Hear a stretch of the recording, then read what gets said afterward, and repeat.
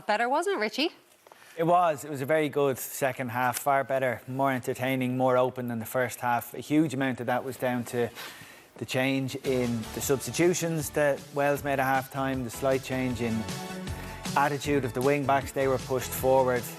All-round attitude was far better. Their quality in the ball was better. Their sense of purpose and urgency was better. And they probably will walk off that pitch a little bit disappointed that they couldn't find a winner in the last 10 minutes because they were the team that looked more likely to do so. But really, really well-deserved draw. Makes those games on Friday that we're looking at today have that even more excitement to them now.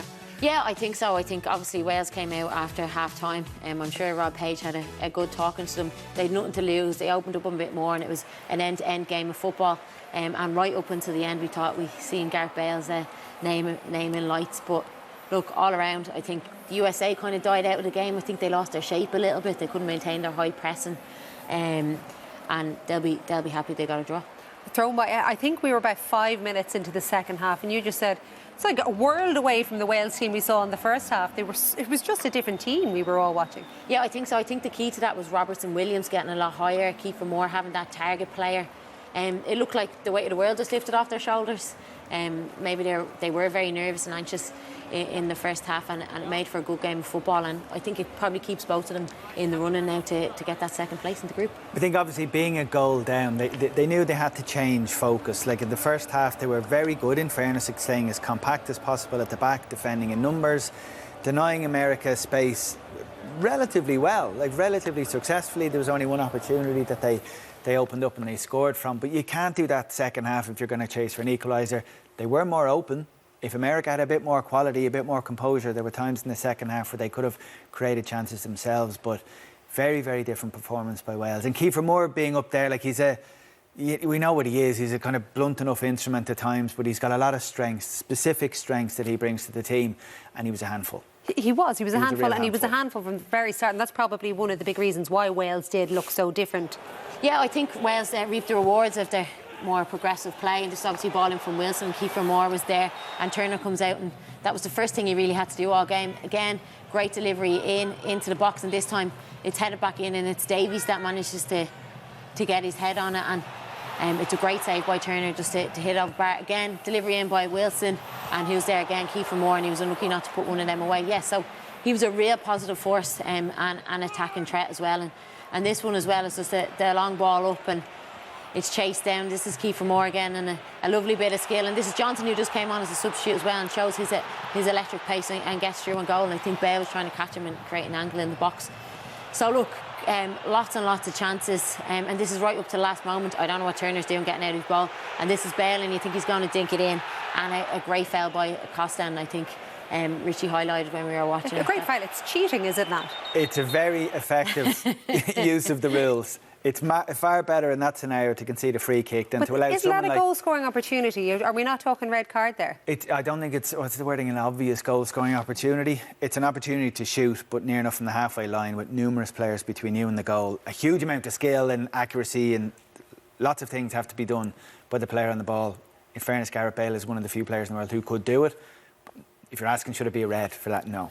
Not at all. OK, well, Gareth Bale, we said he didn't have one of his better days. He's been very, very rusty. But if you look at the lead up to this World Cup, 2 playoff games, he scored all of Wales's goals.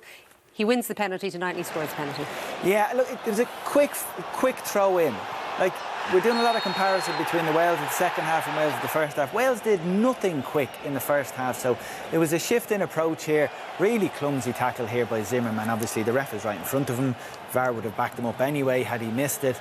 And at this moment, we're thinking, right, for a fellow who hadn't had his best game, what do you always say about Gareth Bale? It doesn't matter how in or out of a game he is, he'll come up with a key moment when it matters. He's done it countless times before. This is different, though. This is the World Cup. This is it. But again, delivers, and you can see the relief, the emotion, all the talk of 64 years all wrapped up in those pictures there. Oh, the pictures at the end and the celebrations from Gareth Bale, from all of the Welsh fans when that equaliser went in, they were something else. But it's a good result for the United States as well, a good result for Wales. This group is so open still, except perhaps for Iran, of course, where we were absolutely hammered by England earlier on today. Additional time could well be a trend in this World Cup, because we saw it in the England-Iran game earlier on today, albeit they did have lengthy injuries, but not so much in the second half when there's still 10 minutes added on. So that might be something to look out for.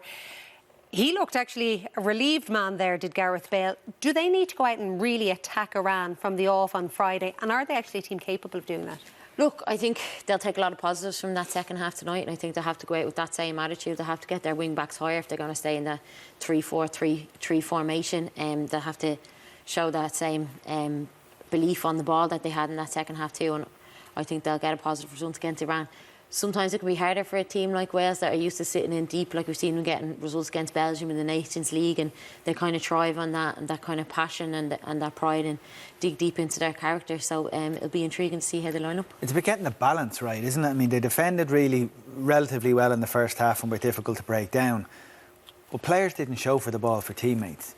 Players up front didn't hang on to the ball when they got it. And any kind of moments of quality that were needed, they just were left wanting. So it's to kind of bring it all together, which they can do, and they showed they can do in the second half. And I think in moments in transition, especially in the second half against a better quality side, I think the US tired that they will be punished. Exactly. Yeah, and the US do have a better quality side coming up, arguably, you might say. They've got England up next as well in Group B, so that group is a really, really interesting one. For the first time, or even close to it, the Wales captain Gareth Bale pulls his team out of the fire and back from the brink to secure a 1-1 draw, this time at World Cup level. But you may have noticed that Gareth Bale did not have a rainbow armband on, the One Love. That is because, despite the fact that he, as well as captains of 6 other European nations, despite the fact they had said they were going to wear this despite FIFA threatening them with sanctions, new sanctions were threatened only last night. So we'll just have a little look, first of all, at the rules. So FIFA had suggested that perhaps players may end up getting a yellow card. So we searched through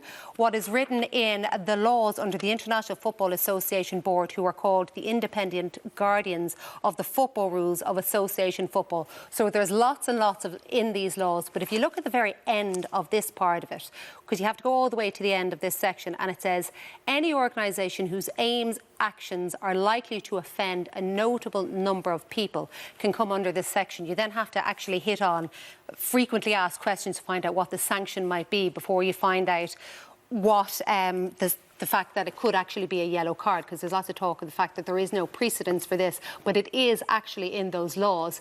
Now, have a look at this from Bernd Neuendorf, who is the German FA president. Very hard-hitting statement from them. There could be a talk that perhaps it's a power play between UEFA and FIFA. But again, lots of interesting things for him, particularly at the end there. He talks about the timing of their intervention, which he says seems deliberate. Your thought on this? We've been talking a lot about Qatar, about their rules, about the cultural side of things, but FIFA are the ones who run these competitions.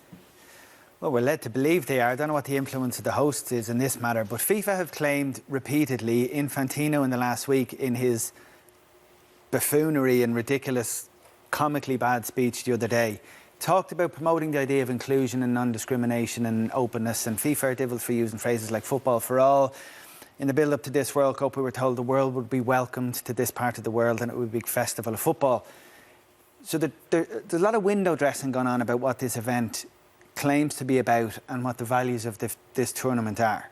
So then you park all that and you see the actual values of this tournament seem to be like it's an affront to this tournament to wear an armband promoting equality and inclusivity and tolerance.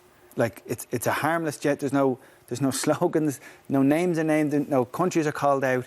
It's a message of inclusivity, the very thing FIFA claimed that the World Cup is about. So it's further evidence that not only are FIFA completely hypocritical and will say the first thing that comes to the head and don't deliver out when it matters, but it puts a further stench to this event that messages like that are not only banned, but they punish people who try to bring it into the pitch. But footballers did still have the choice. It just meant there was a chance that they may end up with a yellow card. Look, you're heading to a World Cup. Hopefully you're going to be part of the Ireland squad. So, but as a gay woman as well, are you disappointed that players didn't say, look, I'll take it? And yes, it's a huge thing to do because, as Richie pointed out, if Gareth Bale got booked tonight, so that's 2 yellows for him and he's gone.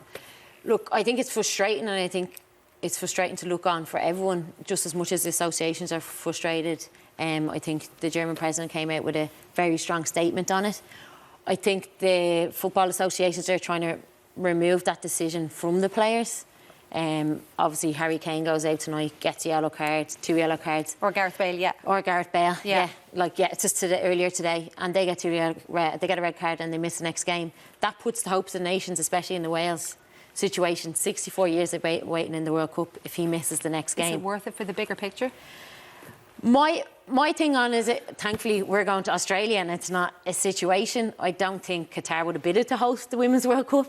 Well, it's FIFA who've made the rules. It's not Qatar who've made the rules, allegedly. Well, I think Qatar have a say. And I understand the question, and a lot of comments today were on the captains. First of all, the FAs took the decision from the players, but let's say they didn't.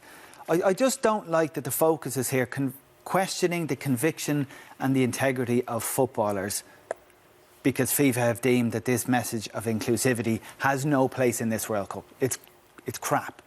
OK, unfortunately, we have run out of time. We will absolutely speak about this and plenty more as the day goes on. And also a word for the Iranian footballers, because certainly nobody could accuse them of lacking in bravery after their refusal to sing their own national anthem today in support of those protesters in their home country.